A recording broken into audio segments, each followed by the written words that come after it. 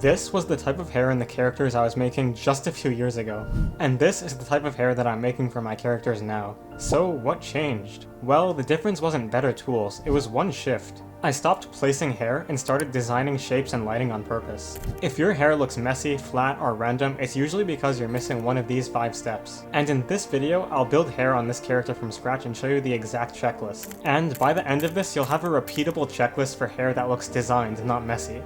Okay, now before we get started, I just wanted to say you guys can check out my free Complete Beginner's Blender tutorial in the description if you're new. And with that out of the way, let's get into it. Step 1. Silhouette. If the silhouette is ugly, no shader, highlight, or gradient will save it. Here's the big mistake. Most people think hair is detail, but hair is shape first. So step 1 is building a silhouette that already looks good with flat color. Now, I like to use curves for my hair by adding a path curve and then a curved circle object to create the hair itself. Through this, I'm able to start putting the shapes into place. To start out with, I give the hair a single base color so that I can just focus on the silhouette and lay everything out. The goal here is to rotate a lot around your model and just get the shape into place. An important tip to keep in mind is you want to have big curves and then oftentimes smaller curves around it. Doing this will give the hair richness and a feeling of depth. And as you can see, since we're using a solid color as the material, we can really just focus on the silhouette and not get distracted by anything else. Okay, step 2, shadow design. Now we want to test how lighting looks on the hair we've made. This will never look good at first, so you have to push through. To add in the lighting, I add a few different suns to my scene and make it so that all of the suns are covering the hair, giving it top-down lighting. This will make it so that there are shadows in the crevices in the model. What I then do is I adjust all of the hair so that the shadows look good and appealing, which that's obviously subjective, but this is important because we want to make sure that when we animate this character or put it in a scene with different lighting or whatever, that the shadow shapes still look appealing. You can see this is what it looked like when I first added the lighting, and after some adjustment it now looks like this, much better.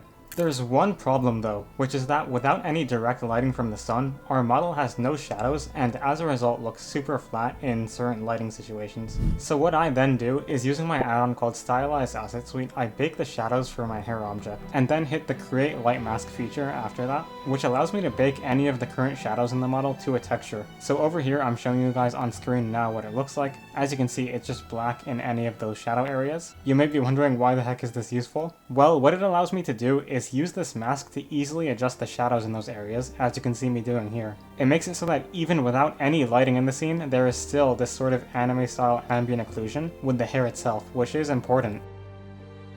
Step 3, gradient control. Super simple and not much to say for this one, but generally I like to add a gradient from top to bottom for my hair. Once again, this isn't the most necessary, but it does help. There's a lot of ways you can do this. I like to use my Stylized Asset Suite add-on once again using the colored circular light effect. If any of you guys are using the free version, you can play around with the rectangular gradient effect, just like I'm doing here. Or if you don't want to do that at all, you can use nodes and do a setup like this. Ultimately, the point is there are many ways to do this, but adding in this type of effect will help to give the hair a bit more depth.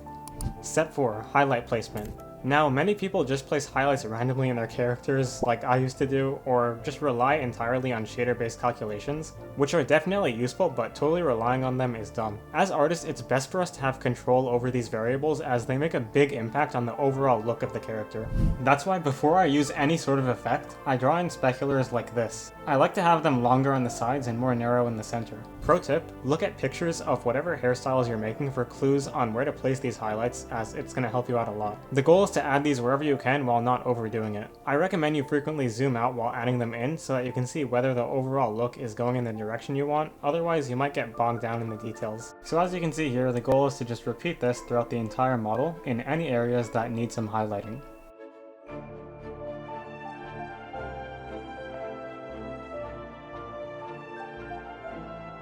Step 5, color variation. Let me tell you, this one can make an absolutely huge difference in the quality of your work, but only if you do it right. Initially, when you try to add a root to tip coloration for your strands, it might look weird and unfading at first, but that's because you have to start out with just a bit of a lower strength before going crazy with it. This will allow you to see how the coloration looks in conjunction with the speculars and the regular color of the hair, and what you can do is gradually increase its brightness over time as you continue refining your hair as a whole. You should also keep in mind that when colorizing your hair, certain parts should be excluded, like in shadow areas, because when you do this, it will add a kind of ambient occlusion looking effect. You can see in this real image here, in certain areas the hair color is almost completely dimmed out because of the shadows, so we have to kind of apply this to the art that we make. Not only that, but at the top, I recommend you make it stranded like this instead of just a pure gradient.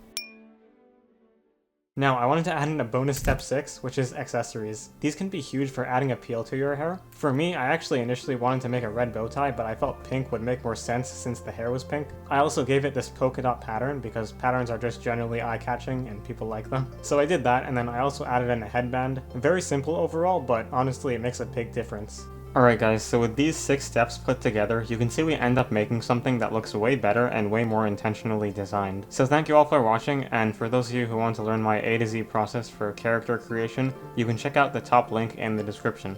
Peace.